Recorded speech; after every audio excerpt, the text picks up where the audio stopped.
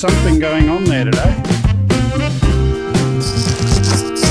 We definitely had something going on there today. Hi, I'm Greg and welcome to Oz by Drone. Now the music, hang on, press the headphone button over there, my producer, turn the headphones back on.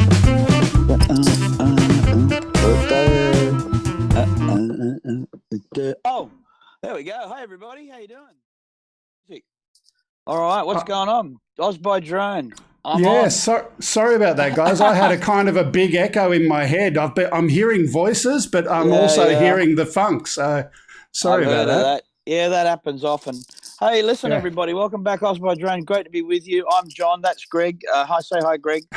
Hi, Greg. Oh, it's an oldie but a goodie.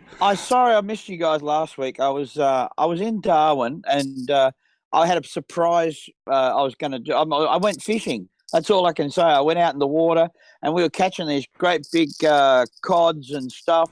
And I thought, I'm going to come onto the show holding this big fish. And everything was going well until the point, no, I didn't really drop my device in the water, but it didn't connect and I missed you guys. So I'm sorry about that. But there you go. We caught a couple of fish and we had fish for dinner. And you didn't give me the photo. You didn't give me the photo. So otherwise we could have put it. Yeah, the photo. That's another story. You know, like it was this big. It was absolutely like that big. Yeah, it was amazing.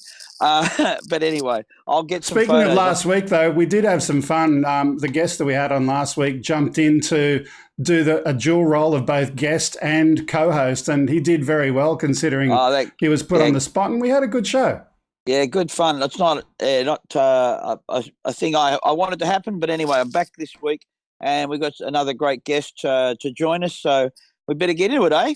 Get it Team Rubicon coming soon. Before we get into the news, though, a couple of things. I'd ask our guests, or our viewers, I should say, to, within YouTube, there's a share button. Go and share out on Twitter or Facebook or whatever it is that you use for your social platform.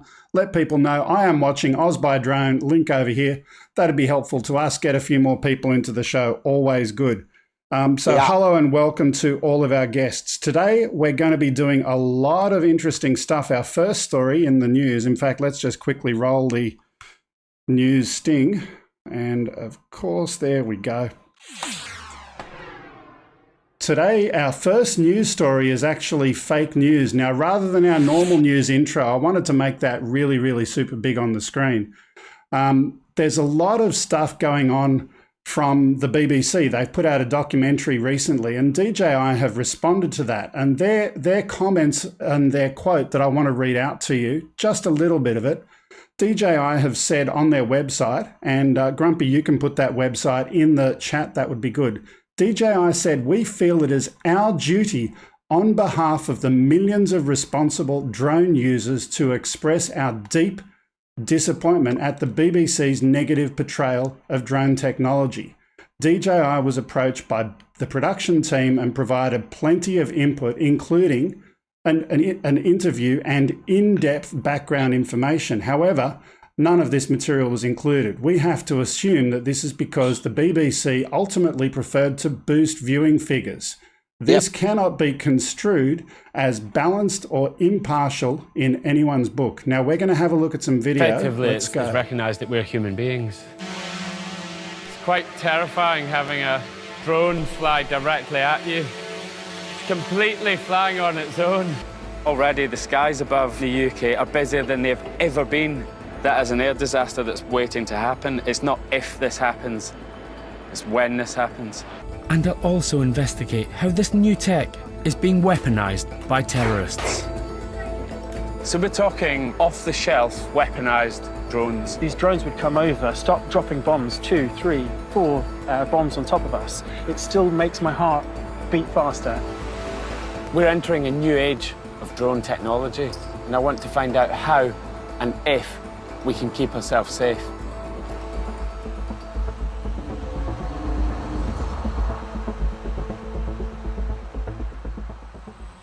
It's easy to see the potential risks. We don't even know for sure what the effects of a drone colliding with a plane mid-flight could be. So this is the star of the show today. This is one of the largest air cannons in the United Kingdom, and it's capable of throwing a kilogram-sized projectile at supersonic speeds if we wanted it to. So the speed of the projectile that comes out here will be... Today we're going to aim for 120 metres per second, which is about just under 250 knots. Okay, now let's just pause there. Right, which is a typical speed an aircraft would be doing. Oops. Sorry about that. So let's talk about what we just saw. Now, we've got the intro to this show where they're, talking about not if it happens, when it happens for a start, and they're setting the scene, and then drones following you around right at the beginning, and the military application of drones. They're building the fear. But then when they get into the science, let's talk about their first science point. Their test of 120 metres per second, they said, is about 250 knots. It's a bit of a... It's not really science, mate. To give you... First of all, you've got to work out the motive and premise, and you outlined that beautifully. The fear thing is what it's about. So what you do these days, if you want a true crime podcast and all these things, the public has an incredible appetite for it. I like true crime. I listen to those podcasts, and I love it. But, I got mates who are into investigative work, and they say, well, it's all dressed up for you guys, so you can see we've got to have someone who's the bad guy, the police didn't do their job, whatever it is.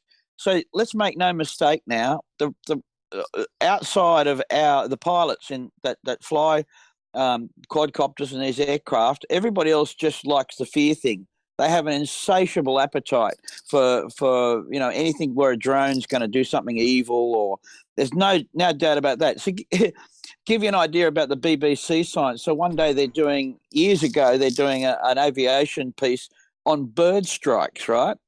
Mm-hmm. So they've decided to set their own scientific experiment up about firing a bird into a jet engine. So, they've got this guy in the white lab coat. So they made a mistake, though. They had this jet engine in the wind tunnel, and they decided to use chickens, which makes sense, doesn't it? So they're firing chickens into the jet engine, and they're talking about all the science, and of course it shattered the jet engine. The fan blades went everywhere, and they said, "Look, this is what's going to happen." One thing that they just left out was that the chickens aren't supposed to be frozen when you fire them at 250 knots into a jet engine. And so, as I say, science is a bit loose here, and you can dress it up. Let me just go there, right? So 250 knots is what they quoted. They also said 120 meters per second. I did the math, and that's actually 233 knots. Yep. But if we have a look at an average size jetliner, and again, I Googled, and John, you're a pilot, you can tell me if this is about right or not. The average size jetliner takeoff speed is around 130 to 155 knots. Yep. And a typical landing speed of 145 to 150. Does that sound about right? That'd be right for the final stages of approach over the fence. Which is where you're really most concerned about it. Certainly at upper altitudes, getting drones up there is a lot more challenging to do. Battery and fuel of the drone, let alone the big air theory and all of that kind of thing of actually hitting something. Most airliners, once they get to 1,500 feet in the final stages of touchdown, they're flying what we call a stabilised approach. So the gear is down at 1,500 feet, the flaps are set for landing, and the airplane's basically set up to fly a stabilised speed from there to the ground. And that's the period where we're talking about 140 knots. The limitation in Australia, anyway, most of our CTA here is there's a 250 knot limit. Speed limit below 10,000 feet. That helps air traffic control. So that's the fastest speed. Oh, yeah, below 10,000. They're saying they're testing it at 250 knots. Well, they actually said 120 meters per second, which is 233. But the point is, they're testing at the upper end, and it's 85% faster than the lower end of the takeoff speed, or if you use the other end, 55% faster than the top end of the other numbers there. Totally unscientific. Oh, look, we can talk about the speed and what the speeds are, but that's just the start of it. The rest of the science the junk science that they try and put on after that, Well, let's keep going. Let's play a bit more. Play a bit more. In the region of approach and takeoff. So we're going to recreate a plane coming into land or taking off, and it's that point where the drone then hits the plane. So I want to pause there again. We're going to recreate a plane coming into land. Those were his exact words. So the way we recreate a plane coming into land is by leaving it at the velocity of 0 and finding something that they're going to fire at the plane, not the opposite way around. Yeah. So, mate, it's all junk. As I said, it doesn't really work. The problem is, the sensational part about this is the show is called The Next Air Disaster. We just there is no data yet. It hasn't happened. And, you can say it may well and truly happen. It may take a while before it's noticed. We may actually, a lot of people believe, even the guys I talk to that fly heavier aeroplanes say, yeah, we'll probably, smash a few quads over the next 10 years, who knows? We may not notice that we do. Sometimes we get a bird strike. I hit a bird one day and I didn't notice. So I was coming into the circuit area at Bathurst, dropped the gear down, and a hawk, a good-sized hawk, went into the left gear. I didn't even feel it. I got on the ground, I went under the airplane and saw there was the bird. This is going to happen. It was a good-sized bird too, but a light airplane wrapped around the gear that I didn't see it or feel it, So this is going to happen too. Look, as I said, we can invent all this sort of stuff, but really going back to the motive, and you hit it on the head, they just want to sell something. They just want to sell the show. And so drones are a good target. We'll get a great looking orange pipe and some gunpowder and, I mean, it's like mixing up Mythbusters. Oh, actually, Mythbusters is probably a lot better. Of course they are. But the final thing I'll just say on the science, they've got the absence of wind over the wing. right? The associated aerodynamic forces associated with that, they've totally eliminated that. So let's move on to the next little bit. Oh, we have to watch the rest of it. The test will help to illustrate how much damage a drone could do when hitting a plane by comparing it to another well-known threat to planes, birds.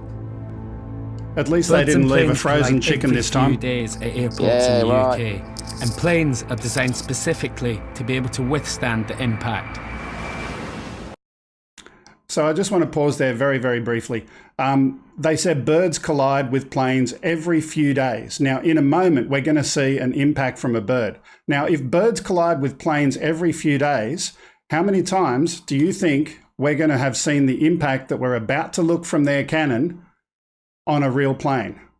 We'll just leave it at that. We'll play some more and we'll come back to it when we see the impact. To start off with, we're going to do a test using a gelatin bird simulator. And if you hold the drone, and the drone and the gelatin, both about 1 kilogram each. 3, 2, 1. Okay, so there's the bird impact, the gelatin analogue of a bird. John, you get a lot of CASA-related email notices. How many times have you heard of a bird hitting a plane with that type of impact? Yeah, it does happen, but it very much depends on where it strikes, of course, and different parts of the aeroplane are stressed differently. Leading edges of wings of larger aeroplanes have got anti-icing, double templates on them. They're usually strengthened a little bit. Windshields are strengthened so that for bird strike, they're built for it. The airplane.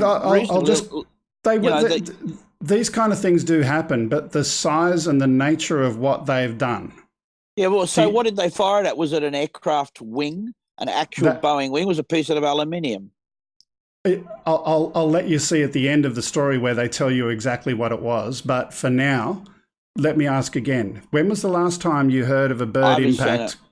Okay. Even they pulled up the Sully thing where they lost both engines. I don't believe there was a lot of structural damage to the aircraft. It was purely engine flame out from the density of the birds.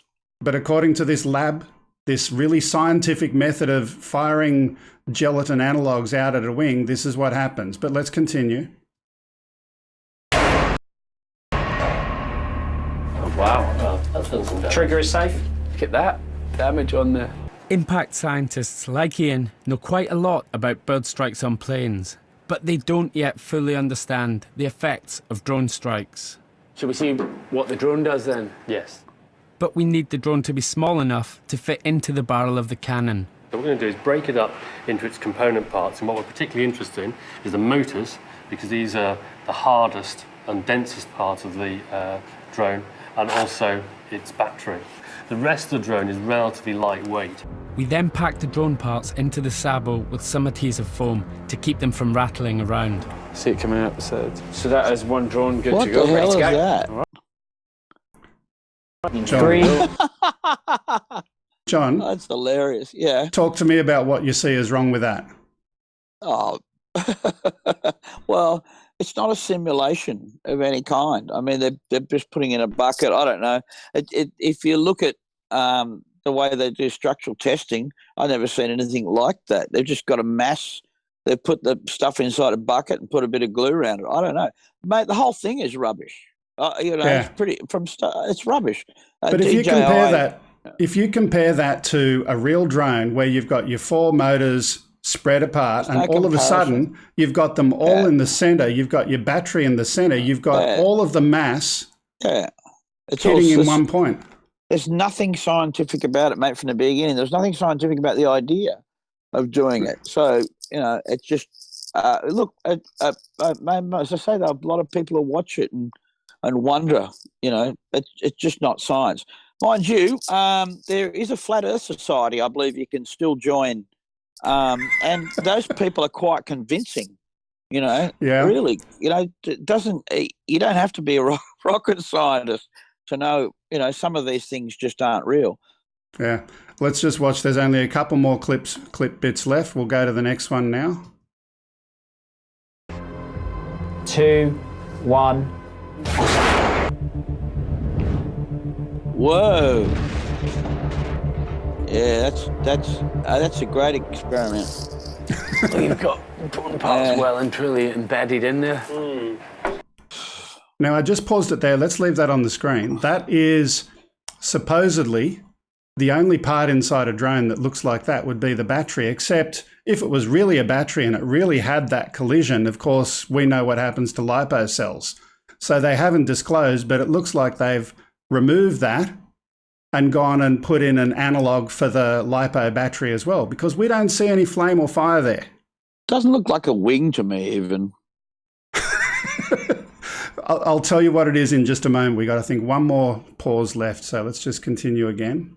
The difference between this and the bird is the bird stopped as soon as it's hit the main structure of the horizontal stabilizer, whereas in this case the motor has penetrated through.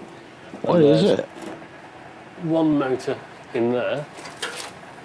So that's gone through at least 3 layers of metal to glass, fiberglass and stuff. This test was done with a tail wing from an old business jet, so it wasn't designed to the same standards today's planes are. The structure itself's not reinforced. There's no. Yeah. It's just junk.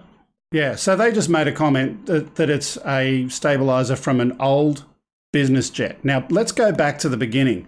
They said they were firing this 120 meters per second, 230 knots. What would be the speed of a business jet as opposed to a commercial modern day jet airline? Oh, they'll fly as fast these days, not the older ones, but, you know. So the older ones, they said it was an old business jet. Yeah. So is it going to fly that fast to withstand that kind of impact? Not low, same as a heavy one, but yeah, we've got business jets will fly at 300-400 knots, no problem. Yeah, but not certainly on approach. No, same deal. Back, their speeds come back. They're not allowed to fly above 250. Anyway, look, as I said, it's all junk. Carry on. Yeah, look, I just think to see here. Like I said, the scaremongering by BBC should be condemned for the rubbish that we and others have found in this program. It's an absolute joke. Well, I'll tell you what's for sure. The only thing I know for sure is there's going to be lots of this stuff. We're going to have to endure it for quite a while. And it's going to be the mobile phone thing. You know, mobile phones were going to give us all brain cancer, scientific studies. People got grants and did doctoral thesis on it, and they've probably fired mobile phones at stabilizers too, you know, and said, look at that. A mobile phone in the air could cause great damage to an aircraft. It could bring it down. You know, we've got to stop mobile phones. I mean, anything like this that can sell newspapers, you know, it's the same deal. So now we're in a world where we appreciate the value of a mobile phone and a convergent piece of technology that has been proved to be quite safe to have for people to use for photographing, for contacting emergency services. And guess what? That's where quadcopters are going, everybody. Yeah. So we just got to ride it out until and, you know, one day we'll look back and the Flat Earth Society will be laughed at. Yeah, it's a joke, and we'll leave it at that. Let's move on with the rest of the news. That was our little special feature review of that documentary. The entire program is approximately 1 hour, and we've cut it down to 4 minutes of video and a lot of us talking about it and rubbishing it, but it is absolute junk science. And if anyone watching us from the UK, I encourage you to go and write into the BBC and share with them your thoughts. Anyway. Give them hell. Give them hell. Our next story, this one is from the ABC, and the headline was "Obnoxious Drone Noise to Get National Review as Hobby Pilots and Google Face a Crackdown. The buzz of drones could mean headaches for Google pioneering linked drone delivery. ABC News has reported about growing anger about noisy drones that has prompted a national review into remote flying by both commercial and recreational pilots. Permissions provided by the Department of Infrastructure to Project Wing operations expire on the 31st of July. Department of Infrastructure quietly updated their website this week, claiming it has formed the view that a range of drone operations require noise approvals following community backlash to the Canberra trial. So what's going to happen to Project Wing? What's going to happen to Google? Will the trial be extended, or will Google be defeated by a small number of people with very loud voices that are actually louder than the drones? No, they're not louder than the drones. If you actually have a listen to the aircraft, they're very loud. We're listening to it right now. They're very loud. It's 12 props, vertical props. And, you know, it's even the guys who put it together, obviously to get approval to do this, which is all kind of just, you know, again, beautifully staged. But if you look at where they fly, but it's a lovely PR exercise. But they used that, you know, part of it was they wanted to use something that looked a bit different. They got an approval for it. It's, as I said, it's got 12, you know, lifting propellers, and they're small motors. A lot of redundancy in it, but it's noisy as hell. It's just loud. I wouldn't want it around me either. So, but let me ask you this, John. I had heard two things: one, that they had relocated, and two, that they've changed the design of their aircraft, getting different propellers on there. Whatever they've done, I don't know if they've actually commenced operations from their new base. Yeah, I haven't heard. I've been trying to find out. Yeah, look, if you dig into a bit, there is some funny stuff there as well. No surprises. I'd love to hear from our astute listeners if they have any more information than I do. But as you know, I have some reading, let's say, that came across the desk about the whole project. And look, if you look at it one way, it moves things forward. Oh yeah, drone deliveries. I don't know what it was delivering, a sausage or something. I don't know what it was. Burritos and coffee and medication and sunscreen. Who the hell knows? And no one really cares about drone delivery. Is years away from a real you know, a working model, if you like. But at the moment, you get in there and you build something that looks a bit wacky. And what you do, if you look at where they're flying, in Canberra, we have these housing developments, right? And they've got a road in and a road out, and you've got all of these, you know, streets with the houses, and around it in the Australian Capital Territory, you got nothing, right? It's just bush. So you can have an aircraft if you want, if you wanted to have at the four corners of the delivery area on the houses on the corner, you can actually fly around the outside, not flying over any populous area, and quite easily drop something into a backyard and take a picture of it that you just saw. It was a backyard. Didn't see any people there. But you know, it again, I'm not gonna rubbish it. It's just what it is. Have a look at what it is. Go and have a look at the suburb they're flying in, and we can go down there tomorrow, and we can circumnavigate the suburb almost in line of sight. It's only a small suburb. Or perhaps that's stretching it a bit, but you can come from one side, so you can set it up. I just want to add my thought. You know, the total number of people who've complained, 150 people total. We're talking noise, aren't we? Yeah. So the noise complaints is no that problem. It's noisy. It's noisy. Yeah. Have a listen to it. The airplane's noisy. They've even the caster and the manufacturers. Of course, what they're going to do though, they've got to have an inquiry. Someone's going to make some money out of that. But yeah, there's no doubt about that. I don't mind calling a spade when it's, you know, when it's like that, because if it's noisy, then they're going to change the airplane. Even the people that are running it are going to change the airplane. I'm talking about the operation itself. So, you know, smoke and mirrors, you know, whatever. Here comes your burrito and your coffee. Speaking of here coming, here's CASA delivering the next iteration of drone safety apps.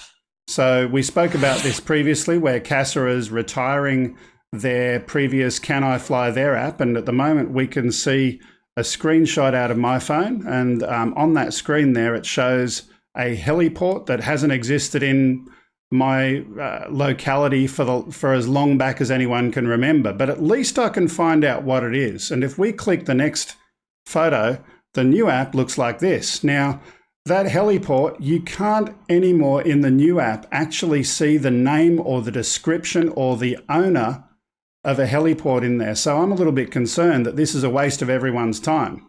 Yeah. It is a bit. It's disappointing. You know, we've gone from a bad application to a worse. I mean, we need something good that's going to work. This is going to have drone registration. It's supposed to have REOC, way we integration, integration as well, and registration. And yet, it's unfinished again. It's a bit disappointing. I don't want to. Again, this is 3 bits of news that we've had to trash today, and I'm more just disappointed. Of the job they've done. So, can I help you with one little more fact? You'll laugh at this. Guess who made the app? Oh, start me up. Project Wing. Yeah. Wing Aviation LLC is the company that made it. So we've got Google going and partnering with CASA and creating that app. So there already was a partnership there. So yeah, money talks, baby. Yeah, we've got 2 more quick stories. We'll get through them so we can get into our guest. The next one, the Aspen Daily News. They've reported about a drone show being a no-go for Thursday's 4th of July celebration in Aspen in the US.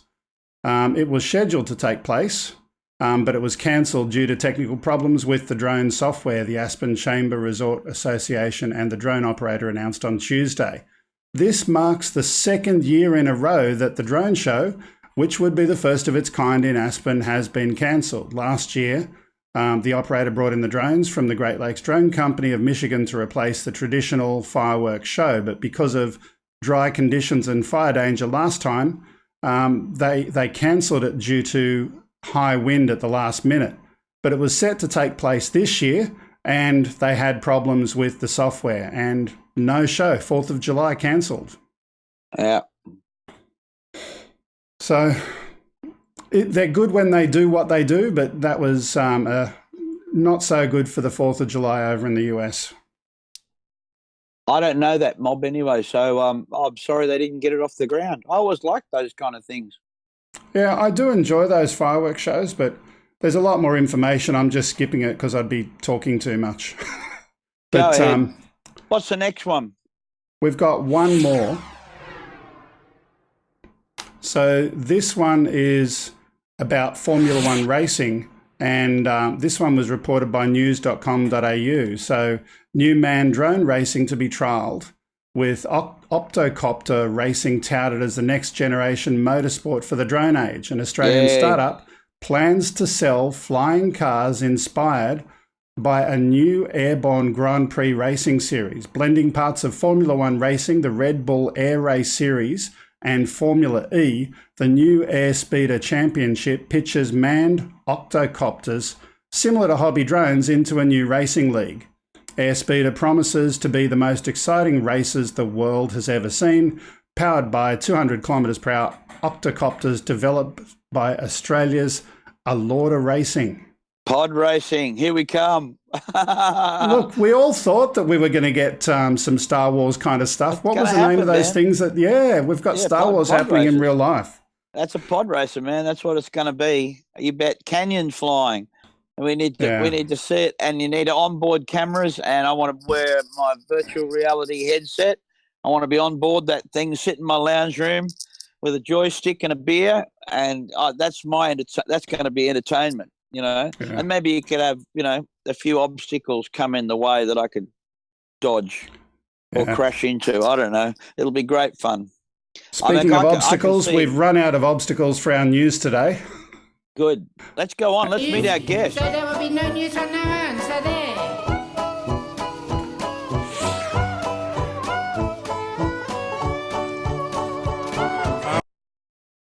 Oh, that was a very quick cut of the song. Anyway, here we go. It's the news-free zone. We move out of the news now and welcome to Richard Adams from Team Rubicon Australia. Welcome, Richard. And my producer, if she could click shot E2, that would help. There we go. Hello, Richard. Morning, Greg. How you going? Good, good, good. Welcome to Oz by Drone. Let's start at the beginning. Who is Richard Adams and Team Rubicon Australia? I'll start with Team Rubicon. So for those of you who haven't heard of the organisation, we're relatively new in Australia. We've only been around for a couple of years now, since 2017. However, we're the Australian version of a global organisation. And the idea is that we take the skills and experience of military and emergency services veterans and deploy them as volunteer teams following natural disasters. Our origin story, I guess, was in 2010 when a group of US military veterans traveled to Haiti to assist after the earthquake there. And they flew into the Dominican Republic and they crossed by land into Haiti, and they compared that decision with the decision made by Caesar to cross the Rubicon with his legions. So that's where we got the name. So very humble start. And it's been growing since then, since 2010. So as I say, we've been active in Australia since 2017, and we've undertaken 5 operations nationally and contributed to 5 international operations since then as well. Okay. And how did you first get involved in that organisation? Obviously, there's the defence link with yourself. Yeah. So full disclosure, I was in the British Army as opposed to the ADF through until 2014 when I moved to Australia, although I'm a Kiwi originally, just to keep it nice and simple. A colleague of mine from the UK was in the UK version of Team Rubicon, and I sort of followed them, and then I saw it pop up here, so I thought I'd get involved. Okay, cool. I'm just going to pull John's volume down there because he's rustling around in the background. There we go. Anyway, let's move on. So I've got a quick little intro video of yours, so we're just going to chuck up and then we'll have a chat about that. Let's play that.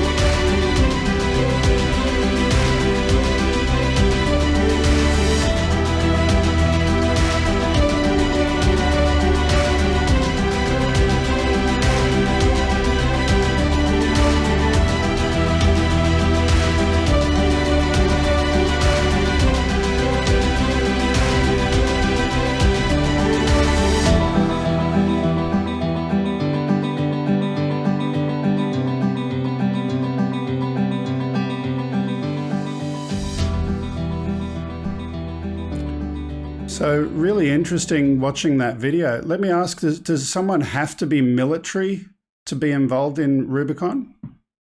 Absolutely not. No, we're a pretty broad church. So it's got a military veteran base. So that's where our foundation came from. However, it's a combination of military veterans, emergency services veterans, and not just veterans either. So we've got a lot of people who are still currently serving. But at the same time, we've got a lot of our members who have no experience with the military or the emergency services. They just bring a particular skill set. So we're very open to any and all who want to contribute. Yeah. John, you've been doing some post-disaster surveying. Do you want to have any questions or have a chat? Yeah, it's good. Actually, I just, Richard, you might not remember, we were down at the Avalon Air Show and met very briefly. You gave a great demonstration. I thought that it was really, the talk that you gave down there to the UAS community was really good and quite uplifting because, amongst all our negativity that we had to open the show, you guys are out there doing some stuff, very humanitarian things with the aircraft. I saw the work you did with the tsunami devastation and so forth. We a couple of years ago for Cyclone Debbie, mapped all of that area. And at a particular time, it's really interesting, the Army was up there, but they couldn't fly the Shadow 150. CASA didn't give them approval. A lot of the area had been evacuated. This is one of the things that allowed us to fly. And we were just two guys. We flew up there in a light aeroplane, took ourselves up there and got into Bowen and started mapping the areas there where we could, where there was no one around. Just two guys with a couple of Phantoms on our back, which is basically what you guys do. And I sort of argued with the insurance companies that we were working for at the time that, one day we may have very sophisticated, and we do have very sophisticated mapping aircraft that are much heavier that will fly over large areas. But one of the things that you guys do with small quads, and what we found you can do with a small quad, is get into an area quickly and just get it done, and quickly grab the imagery, stitch it up on a laptop, and provide it directly to emergency services and where it needs. And so it was just the flexibility of the operation. The Army was going to take a good half a day to get set up at the airport to deploy the 150 and so forth. Well, we were gone. We were there a couple of hours and just did 4 or 5 batteries and did a whole area. So I'd love to hear your thoughts about, I call the topic small quads, big jobs. The actual accessibility of a small quadcopter with someone in a pair of hiking boots that can get into a place where you might not even acknowledge with a large aircraft, you might not see it from the ground, but you can get in there and do it with a small quad. Yeah, I'm very much of the opinion that it's not the size of your drone, it's what you do with it. But there's some nice synergy there, because the response to Cyclone Debbie was Team Rubicon Australia's first domestic operation. So we had teams in Proserpine for several weeks. We didn't have a drone capability at the time. It was on ground work, but that was our first local op. And look, you're right. So with our Indonesian operation, the only way we managed to get into Palu from Borneo was via a government helicopter that was essentially packed to the roof with an emergency supply of nappies. Now, if we'd had anything bigger than a couple of boxes of Phantoms, we never would have got in. Yeah, and we still managed to get in and map 1,400 hectares. Now, people get very excited about big platforms, but for 90% of the work, especially in that sort of immediate response phase, that's all you really need. Yeah, that's right. For particular high damage areas, I agree. We were lucky. We had a Piper Seminole, and we flew up into the southern end of the cyclone. We were going to try and get Emma. We actually got as far as Rockhampton when the cyclone hit the coast at Bowen, and then just waited. We were stuck there 24 hours, but we were able to get into Bowen because we changed into a Cessna 182, and we're able to use, just an unprepared part of the air. I mean, helicopter's much better to get in. In those areas where you guys were, helicopter's the only way you might have got in. We had a guy come down in a 4-wheel drive, get into Proserpine and do from the air, with fixed wings, did Scottsville, Proserpine, and a few others later. Couldn't do a lot of area because people started coming back into the area, but obviously getting in initially, once there's been a major evacuation, that's the time to be there. And so we ended up getting transport once we were into Bowen from the Fireys. They hooked up and said, "Yeah, we'll share the imagery," and everyone was happy to get it. And look, I just think we're at the very beginning end of how to manage these things, and everyone's going to be different. When I went back home for a debrief, I said, "Well, what are we going to do next time?" I said, "Well, where is it? Well, where's the cyclone going to hit? What runways are available? What state are they going to be in?" You can't tell. You just cannot tell. I think the best way now, we think, is to actually be on the ground first and hunker down. Get your quads, all your batteries charged up, a generator, plenty of water. Get in the bunkers and actually go there and be there on the ground as an emergency services worker. Don't try and get in afterwards. You've still got to peg where the damage is going to be done. You can't always do that. Yeah, Richard, I was just going to ask you, in terms of some of the stuff that's just been discussed, how has the relationship been with CASA in terms of being able to get in front of it, right? So what is going to happen with the next time, with the next disaster? Have you got something that's going to enable you to act quickly, and what does that look like? So I guess we're fortunate in that we're not having an aerial damage assessment capability isn't our only capability. It's a very small part of the wider organisation. So if there is a disaster or an emergency in Australia, we'll have a reconnaissance team deploy, and part of that will be having a liaison officer with the incident management team. So having a direct link with the incident controller. So they're always in their ear saying, look, we've got this capability and we're happy to use it. All we need is a go ahead from you. So we're still operating within the standard CAS regulations, but we're getting that authorization from any incident controller that we need at the time. And just having those local links, which we do, because we have disaster response teams in all the main centres, and we're looking at establishing more over the coming months. Having that local knowledge and those local links has been vital for us to operate up until now. Yeah. We've just got some more footage of some of the stuff you've been doing. Let's just chuck that up there. Where was this? Do you want to talk to this a little bit? So these are all images from Indonesia. So this first one is a suburb called Balaroa, which is on the hill overlooking Palu. And it suffered, first was the earthquake. During the earthquake, there was liquefaction. So essentially it turned the soil into a milkshake, and then it all slid down the hill. So there were 710 homes that essentially disappeared. And what you'll notice, and there's a bit of a theme through these videos, is just, there's a very narrow margin between complete destruction and houses that look completely fine. Which was the one thing that stood out for me the most as part of this operation.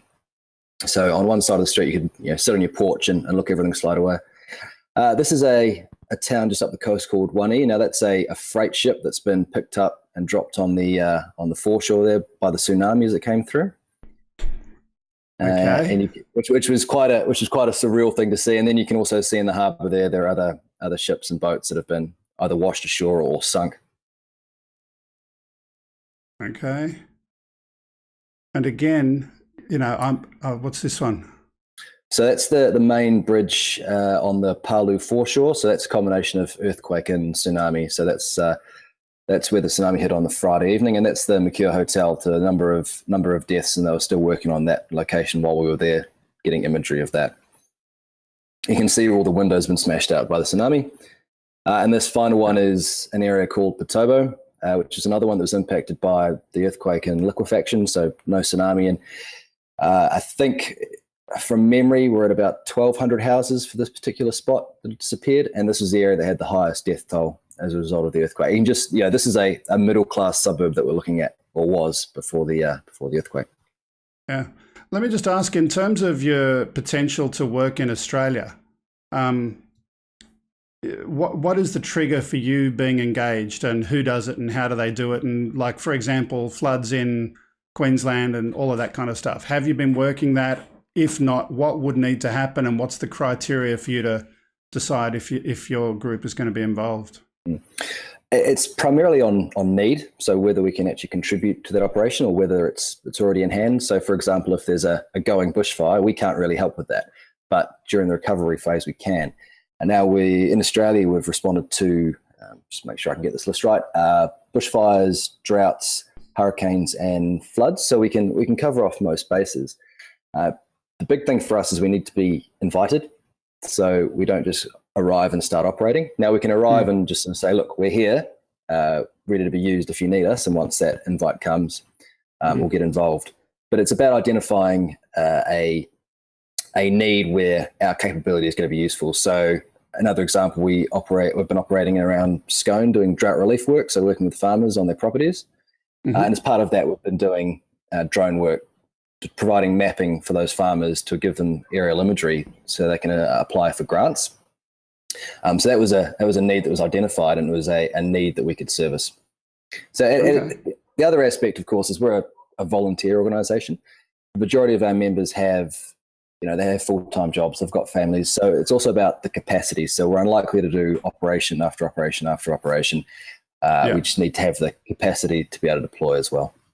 Have you thought of doing some sort of a hybrid model where you could do non-volunteer work as well? Is that something that you've considered? It is, yes. What's very obvious to us is that we can't grow and exist forever purely on grants and donations. So we're sort of doing some work in the background in various number of areas, looking at potential for I guess what you consider paid work, but with all the funding going back into the organisation as opposed to any profit. Yeah. Okay. Look, thank you very much. Is there anything else you'd like to share with our audience today before we move on to our next little bit? Yeah, I think someone's just posted the web address in the chat for our website. So I'd encourage everyone to go along and have a look. And as I say, we're not only military and emergency services veterans, and especially in the drone world, if anyone out there has any specific skills or the experience that they think would be useful, please feel free to get in touch. And you can do that by going on the website and putting in an expression of interest. It only takes a couple of minutes and we'll be in touch from there. Okay. Look, thank you very much, Richard, for being with us today. And it was very nice to chat to you. By all means, stick around in the chat room and, say hello to some of our regulars and answer some questions there if you've got a few minutes. Thanks again for that. Thank you, Greg. Appreciate it. Okay.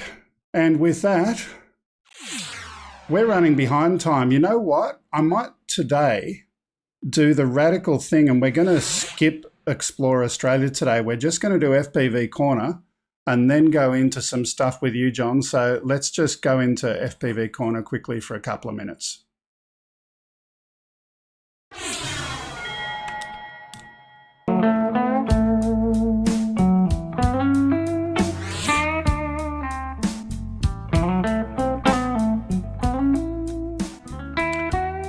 So just a quick little comment. The Greg Hilton, as always, thank you for putting together these clips. His comment on this one is, just watch this. And he says, every once in a while, I come across something special and this truly fits the bill. He says, this is an example of using an FPV drone creatively. And he says, no, this is not an Australian clip. It's from France. So he wanted to still include it. Even though we normally do Australian footage, he wanted to include this because it was so amazing. So hop on to Nevrak's FPV, subscribe and ring the bell, let them know that you saw them on Oz by Drone. And certainly, Lloyd, if you could chuck the link to that channel into the chat, that would be really helpful.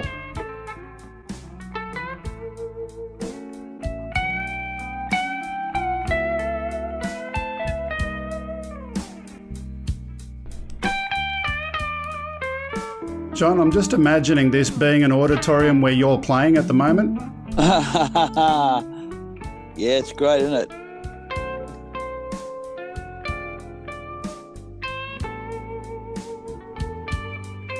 Have a look at those ceiling molds there.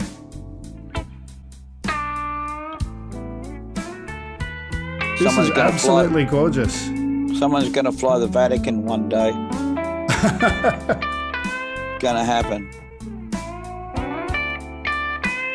Backwards, nice work.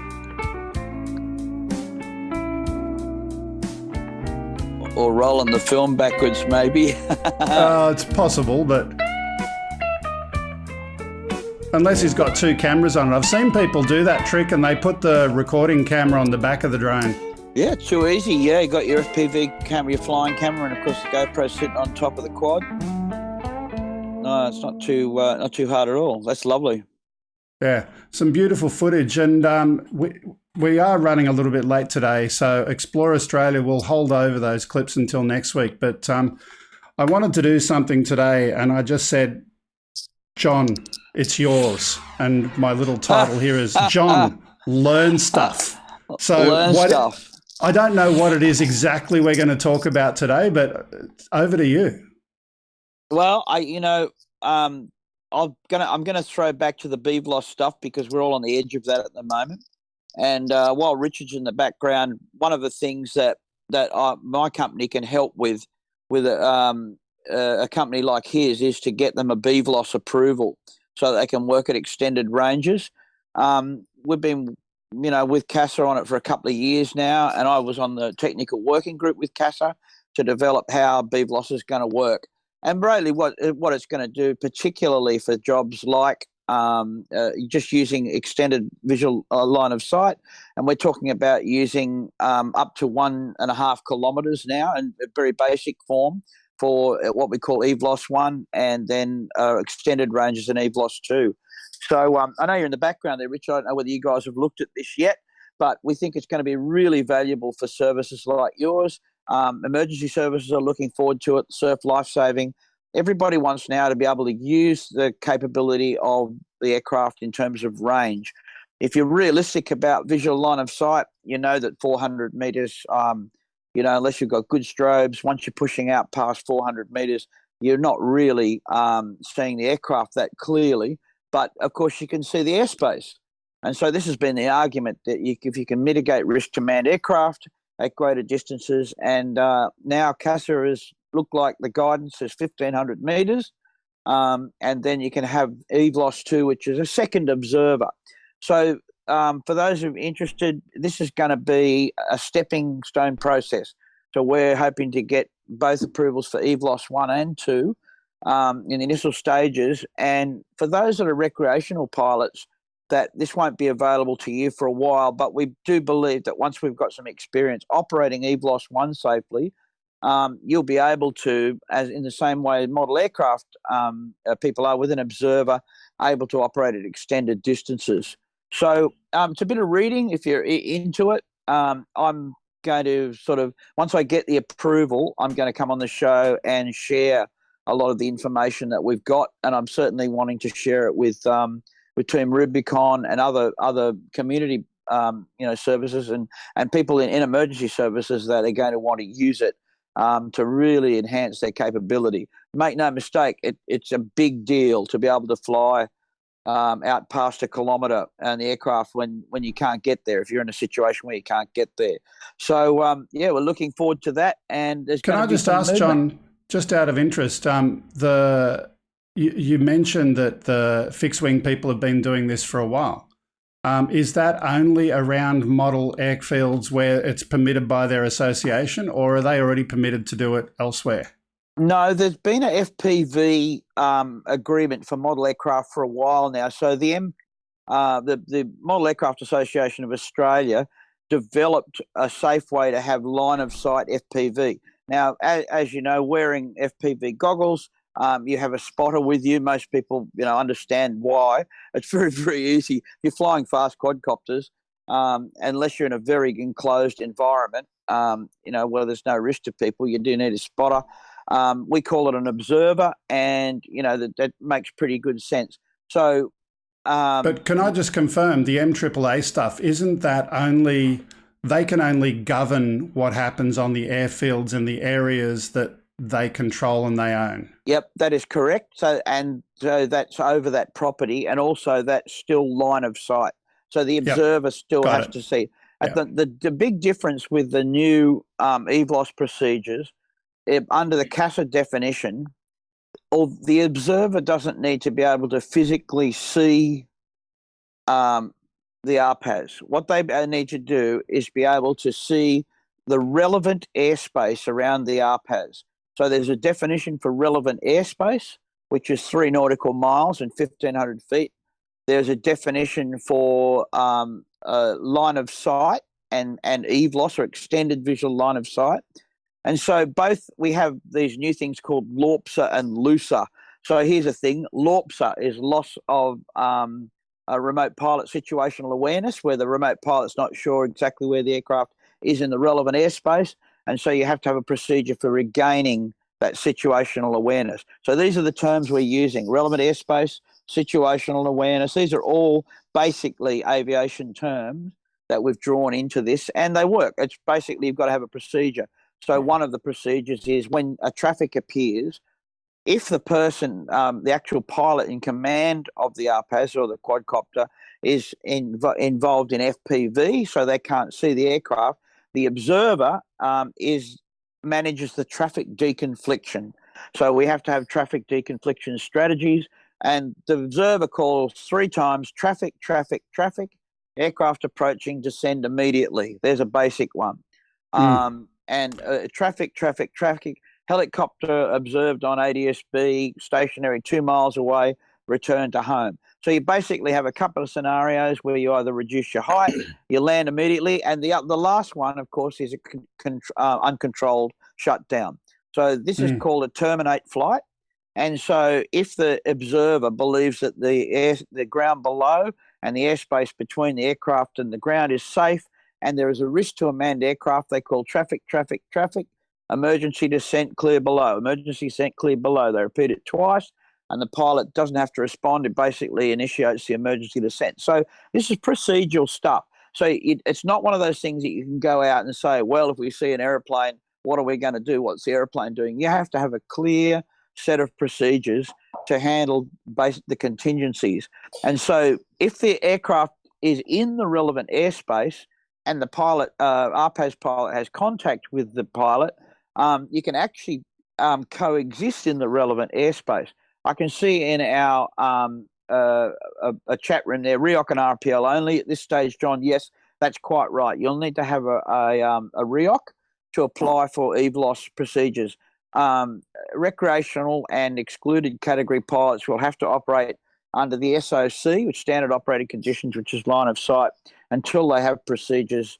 But what the news is, guys, and many of you are very conscientious recreational drivers, is that once we establish EVLOS for the REOC holders, we think that we will be able to manage this in terms of standard operating conditions as well. One of the things that CASA is really interested on is containment.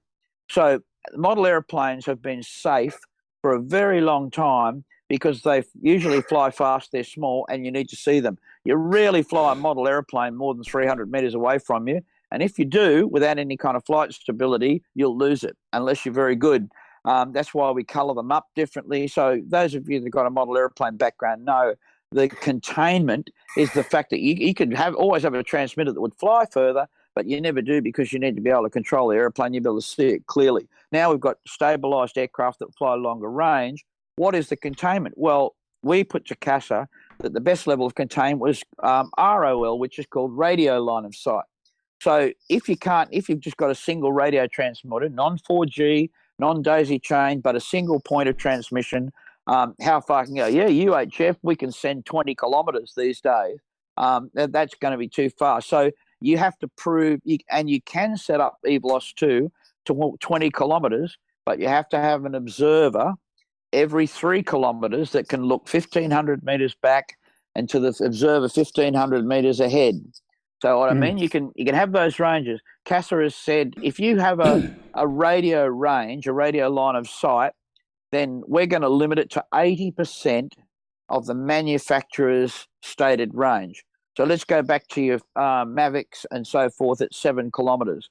Oh, well, in the States, let's talk about 4 or 5 kilometres here in Australia, being realistic. So 80% of that range, and that's a reasonable range, in terms of looking at 3Ks. Now at 3Ks, you need 2 observers. You need one beside you, and you need one at the extended range of 3 kilometres that can look back.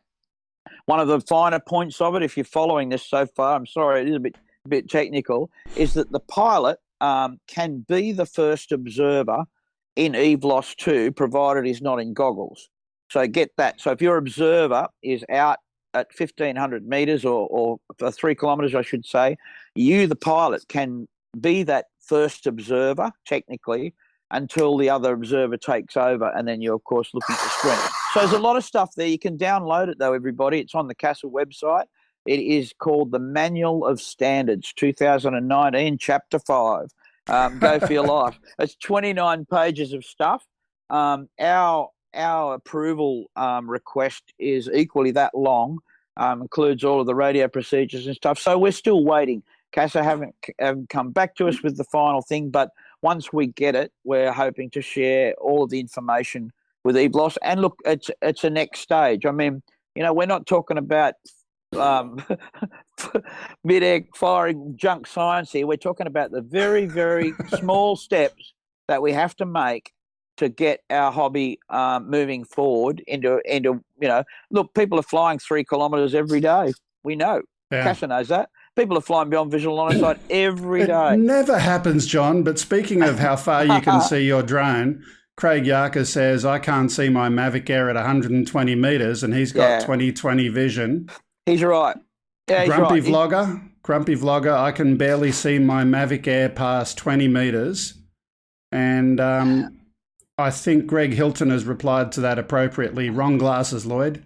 Should have gone to Specsavers. Yeah, look, if you really know, we've always had telemetry that showed how far the aircraft is away. So you can look down there when you start seeing 250 metres. If you look down, right, and see the 250 metres, when you look up, you can't see the airplane anymore. True. That's part of one of the things that's interesting about studying eye length in terms of acuity. CASA has put a requirement that you have to have a visual acuity equivalent to a commercial driver's license, driving license for a car or truck. So they haven't worked that out yet, but that's what you're going to need because I think they're recognising that most Class 1 car drivers are blind anyway. A lot of them are.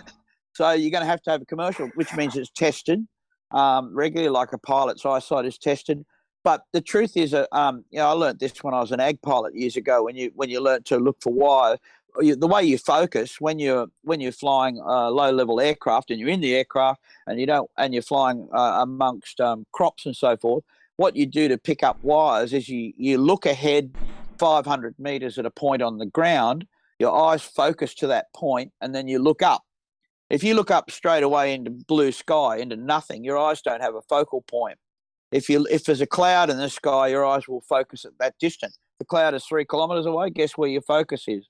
And it's like the autofocus and the camera. And so you actually need to control the focus. So if your aircraft, if your RPAS is exactly 300 metres away, best way to find is to look at something 300 metres away from you and then look up and you'll see it clearly. So there's a lot of technique that involved in doing this. But the truth is the telemetry's become quite reliable in the aircraft, and it's good. And it's really just monitoring the relevant airspace. Again, there's that and most of us are pretty sensible about that. If you see an aircraft or helicopter coming, that's relevant. Hello? You want to know what's relevant? Yeah, here's an approaching aircraft. I'm not going to say, well, that's 3 miles. I can't see 3 miles anyway. The Mavic Enterprise Dual's got the ADS-B in it now. We're going to have ADS-B warnings of aircraft. ADS-B is going to be mandated for all manned aircraft. Don't get me started on ADS-B, but let me just quickly... You know what? Yeah. It again comes down to common sense in terms of managing relevant airspace. At the moment, if you have to be able to see, somebody has to be able to see the relevant airspace that the quad is flying in. It's reasonable. That's all we're going to get so far. It's reasonable to expect that. But, if you can manage the relevant airspace, why can't you fly further away while you've got that luxury? So here we go. Got a question on the screen from you, using screen or line of sight. Not sure about how that relates. I mean, in terms of relevant airspace, the relevant airspace has to be visible with the human eyes, not the quad. There's a very big different rule. That's the biggest one that we think CASA stretched forward into, whereas you need to be able to see the aircraft now under new EVLOS.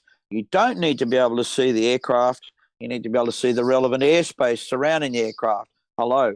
Strobes for mine. Yep, strobes are going to be the go. Strobes are very, very helpful. Strobes are going to come in because it helps other people to see it, helps your observers see it.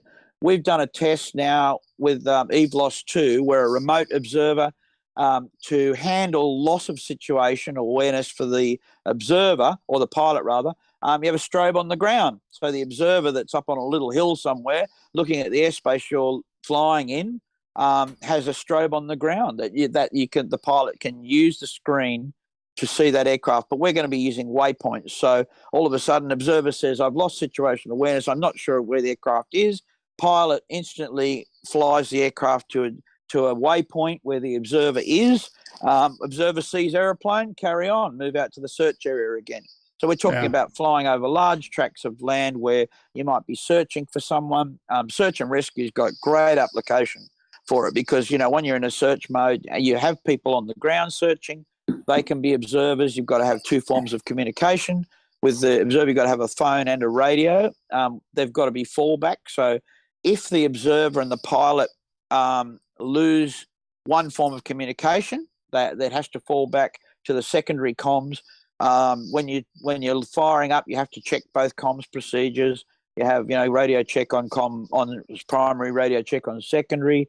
And look, as I said, I really delved into some of what sounds like more complicated. It's going to get easier. So we don't know what the approval is going to look like. You need to have the reasonable steps in place. But overall, I think CASA's been quite generous with what they're proposing. And that's a good thing. That's a great thing. Yeah. Okay, well, John, I think we're going to leave that there, and we've come to the end of our show. I just want to bring Richard back on the screen. He's been sitting there in the background patiently. Yep. Any comments or feedback about some of that? No, I mean, for us, just sort of going back in the conversation a little bit earlier about the BVLOS stuff, it's something that we're going to get to eventually. At this point in time, it's more about building up the experience amongst our team. A lot of them are new to the drone world. They've got very good background experience, whether it's intelligence gathering or reconnaissance, but it's about getting their flight hours up. And once we've got a good baseline, we'll be going up and above from there. Okay. Look, thanks again, Richard, for being with us today, and certainly look forward to watching some more of your stuff in the future as Team Rubicon continues. Brilliant. Thank you, Greg. Cheers. Cheers, and thanks to our kids cheering for your presence today. That's all for today. Just to quickly share our quick promotional end of show messages. If you would like to send a video to us, send it to upload@gregkuhnert.com. Just send a link to a YouTube clip, not the actual video file itself. That would be good. Please do share that you've been watching today's show. Share it however you like, but they're our own social media channels. That would be really cool. If you've got anything you'd like to send in physically, our address is 5/127 Princes Highway, Sylvania, New South Wales, 2224. And that's all for today. It's been fun as always. Thanks, John. Thank you, Richard. And I'll see you next time. Bye for now. All right. See you, everybody. Bye for now.